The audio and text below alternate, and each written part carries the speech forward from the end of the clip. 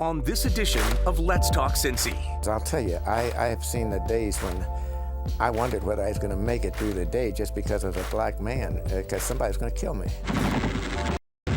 Voices of Cincinnati history makers who have paved the way.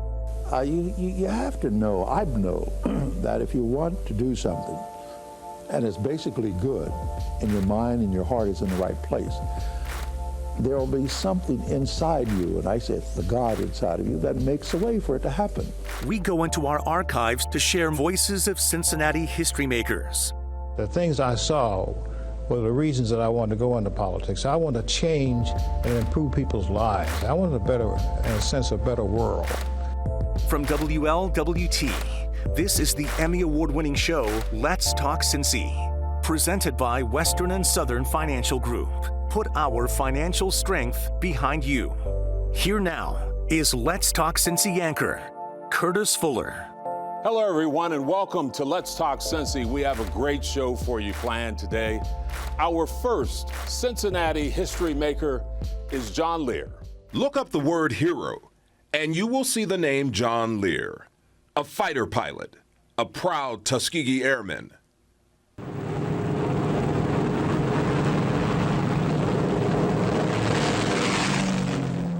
To tell you the truth, it's hard to tell in a few words just what this whole Tuskegee experience is. You know, it's so long, and it really is a long kind of story. I'll tell you where I got a perspective of it. It's a poem that a fellow wrote that there was a Tuskegee Airman. He was a flight instructor down at Tuskegee, and he was a primary flight instructor. He was not a military.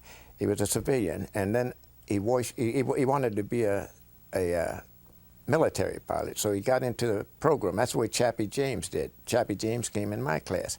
But this fellow got into the program, and somehow or another the instructors he had didn't like him, and they washed him out.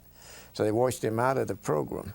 And I don't know what happened to him after that, but then in 1945, just at the end of the war, they had we had a football team there, and we were playing football at one of the fields. I think it was in North Carolina, playing in Washington, Tuskegee playing in Washington, D.C. And when I got that program, I still have the program, it was in the front page of that was this poem called These Are Our Finest. And he tells a story about how these black men came from all over the country down to Tuskegee, and the flying they went from Tuskegee to Italy and all, and then he tells the story about how it felt to be a Tuskegee Airman and to be discriminated against, and the hatred and the stuff you ran into. And he says it in a poem, and he says it's so nice. You see, people can't quite conceive or understand what it was like to be a black man during this age of rigid segregation. I guess it was worse than our apartheid over in Africa. Because I'll tell you, I have seen the days when I wondered whether I was going to make it through the day just because I was a black man, because somebody's going to kill me.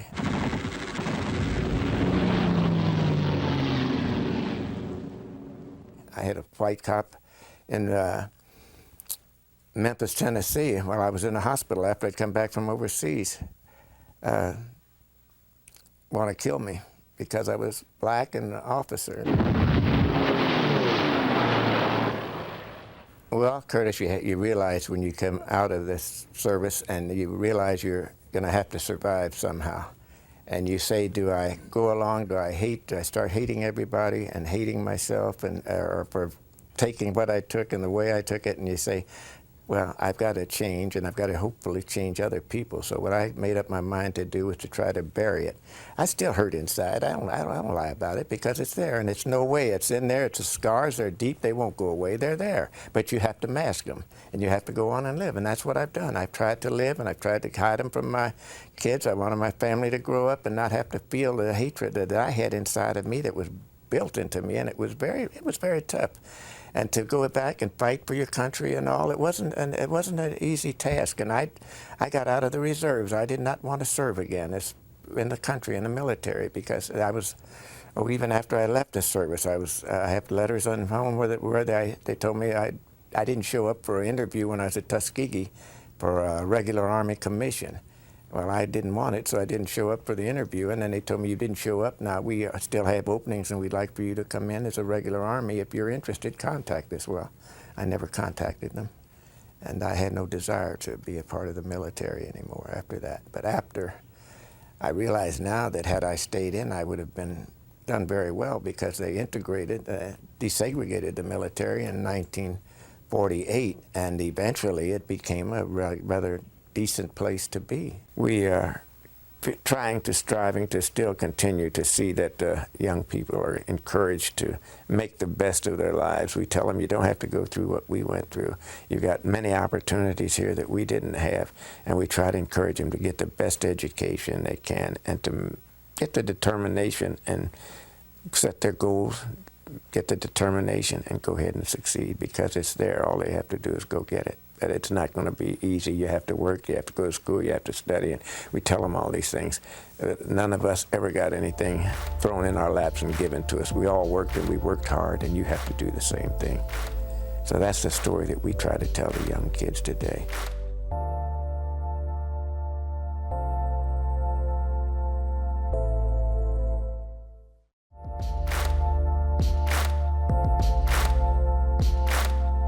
Our next Cincinnati history maker is Ernest Waite Sr., civil rights activist and the first African-American radio broadcaster in Cincinnati.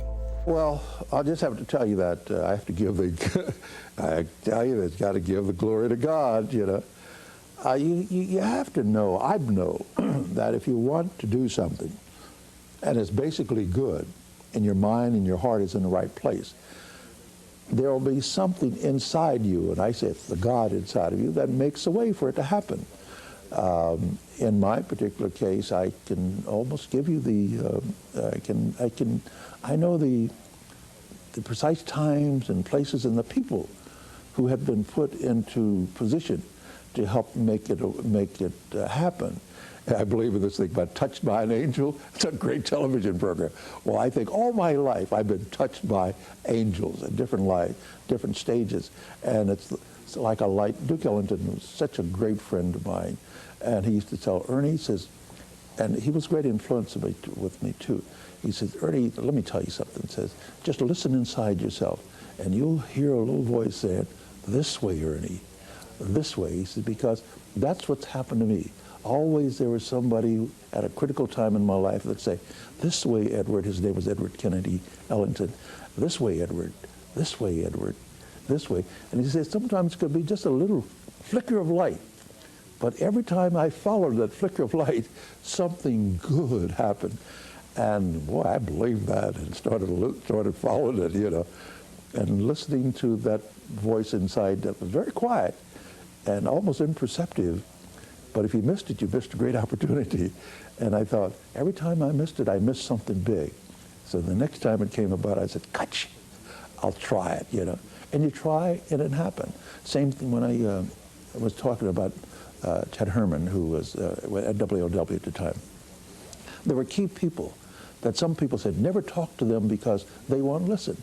And the voice inside said, talk to them. And I talked and said, hey, I'm glad you came by. And what would you like to do? How do you see yourself fitting in? And I said, yeah, they told me this wouldn't work.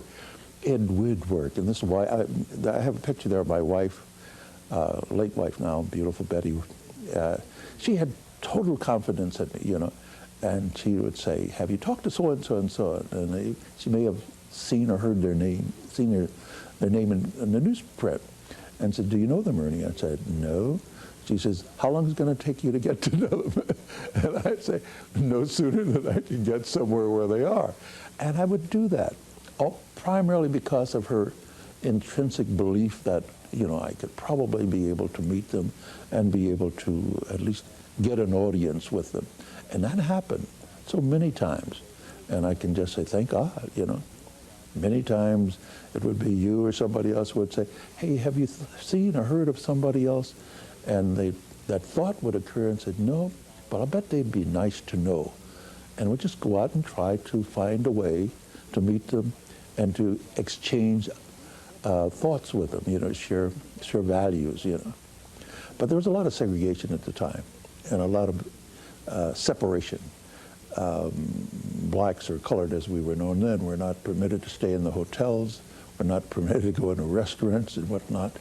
And I had sort of a quest to say, no, that we can use radio to sort of change attitudes, change heads, change hearts, and change lives. And we did that, and the radio was a beautiful instrument for it. People all needed to get to know one another, and that's what we did with radio. And then with television was to let people see one another and to get acquainted with one another via the airways, so to speak.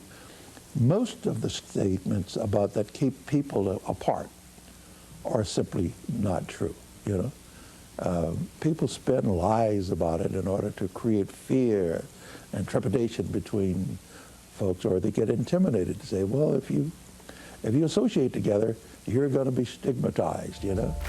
Well, God will love you and bring you into his kingdom. Maybe that's the way you want to be, loved by God.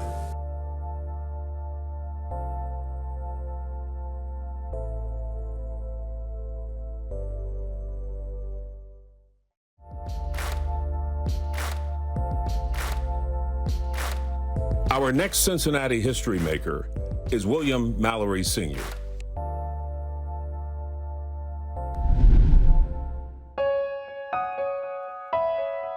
We knew that he was a great man and people respected him, but when we go back and read a lot of his history ourselves, you know, I admire him. William Mallory Sr. lived a very public life as one of the state's most powerful political figures. But more importantly, he was a family man and a community servant who led by example. And that's true, Curtis. Dad, you know, his heart was in social work.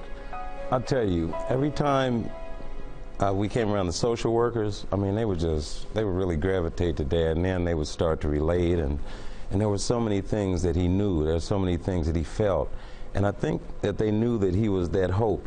You know, a lot of people relied on Dad. He didn't have enemies. You know, he didn't believe in wasting his energy with a grudge or anything like that. He said that's taken away energy that he can focus on a problem to get it solved.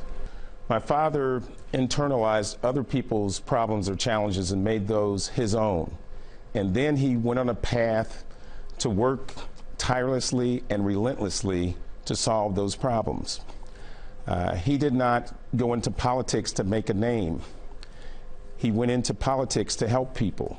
Every Thursday was a special time in our household because that's when Dad came home from Columbus from the legislature, and it was like Christmas every week. Dad would come home, everybody would be excited, we'd go out and have a great dinner, and we always knew it was family time, and that's what Thursdays meant to us every single week. I think the best way, though, that he provided balance was with his life mate, my mother. Finding someone who was so caring, finding someone who was so nurturing, finding someone who could fill the void when he was not there. My mother did a fantastic job, and for all of the accolades that we, of course, are putting out about my dad, I don't think he could have done many of the things that he did if he didn't have my mom. She really is the glue that has held our family together for all of these years. She's been a fantastic mother and a great partner for my father. And I think when people look back and say, well, you know, what is your dad's biggest accomplishment? If you were to ask him, he would probably say marrying my mother. I think he was really, really proud of what we've been able to accomplish as a family.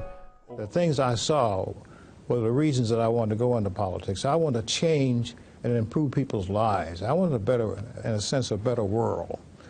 But all of my children were involved in my campaigns, whether they wanted to be or not. And my wife was heavily involved because when I ran for office, I asked her how she felt about me running for office. And she said, if you want to do that, you know, go ahead. And see, you know, at that time I had a job working at CCY, and I was making like $9,500, and I was risking all that to go on. I mean, I left teaching to go into the war on poverty. Then I left CCY to go into politics, and there was some opposition to that because politically I was attacked because I was working on the poverty program, and they didn't think I should run for office. So a very brilliant man, Harry Martin, fired me and then hired me back as a consultant. But they got involved in politics at the grassroots level. Now, they paid the price, some of them did, because a lot of kids thought because I was in politics they had a lot of money. They only had $1 a day for lunch. That's all they had. And so they had to deal with that. But I have a daughter. She's not an elected official. And she's the toughest one in the family, I think. I taught her how to box at a very early age. So when those guys were bullying my sons and they said they were going to bring their big brother back with them, my daughter, they said we were in back our sister, and she was tough. I taught her how to box. I taught her how to defend herself, and she's tough. I never worry about her. I never worried about her defending herself. My wife is very creative, imaginative, and she's a great manager, great disciplinarian, and without her help and assistance, I don't think it would have been possible for me to achieve what I have achieved. So I give a lot of credit to whatever I've done to her and her ability to inspire her children to achieve and to be a wife of a elected official is no easy task. I think that was the greatest and best decision I ever made. I kid her a lot, and she probably would resent me saying this. I said I was a mere plebeian, and you were a patrician. I mean, I married up. I'll sum me up by saying that I saw things that I thought were unjust. I saw things that I saw were unfair. I saw things that were discriminatory. I saw things that impeded people's progress to become self-sufficient. And I wanted to empower all these people. And the best example of that is I was a war on poverty warrior 7 days a week. I really believed in the war on poverty. I knew the philosophy of it. I went to Washington, D.C. I studied the war on poverty and the most advanced poverty programs in the country. And when I came back to Cincinnati, I had many of them implemented. So people weren't poor just because they didn't have money. They were poor because they were powerless. So we had to attack institutions to make them more sensitive to the needs of the poor.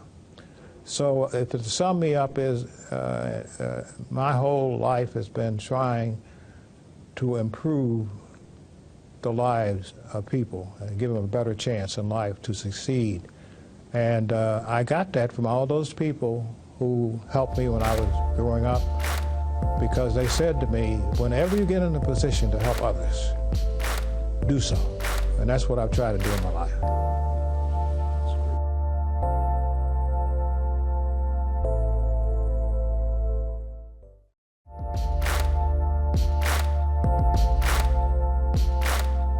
Our next Cincinnati history maker is Carl Westmoreland, longtime historian at the National Underground Railroad Freedom Center, a community activist, and a renowned preservationist.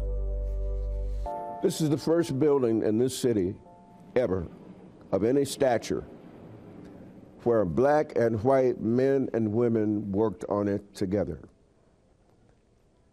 The stonework was done by the Hodge family from Lincoln Heights, Morris Hodge and his 5 sons, and some of the neighbors in Lincoln Heights. And they did the stonework that had been done and passed down through the ages from Egypt to Alabama to here. And so the building celebrates the architectural genius of a black architect and his black interior designer wife who were educated at Howard University. And we put it at the front door of this city. and hopefully it'll be here at least another 500 years. We'll thrive if we tell our sons and our daughters and our granddaughters and our great-granddaughters so that they understand that this comes with life itself. And it's an opportunity to celebrate the least of us in a way so that we understand that each element, each ethnic group in this community has value, and we celebrate it here. It says that each of our individual bodies matter. It's a place where everyone has value. And I think we failed when we began to forget. We took it for granted.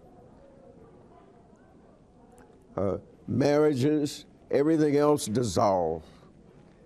If you don't kiss somebody and say, you know, you're special just because you exist. Like Fountain Square, like the rotunda of what my late wife used to call her welcoming when she came out of the mountains and the cold fields of West Virginia. It's a place that we need to honor. It's not only to benefit people of color, black people, brown people, but to benefit America. For people to not understand that one of the greatest historic events happened right on this spot when Margaret and Robert Garner crossed the Ohio River with their parents and their 4 children and the 5th on the way, and that stopped America in the 1850s to say they're human, they matter. That's a family where the woman was being raped. And this place and Music Hall gave us a forum to remember. So the changes that have occurred hopefully will allow us to not only continue to remember, but then talk about potential solutions so that America moves closer to why it was founded originally, so that all of us could celebrate freedom. Well, that does it for the program today. Thanks for tuning in. I'm Curtis Fuller. I'll see you next time for another edition of Let's Talk Cincy. Until then, have a good day and a better day tomorrow.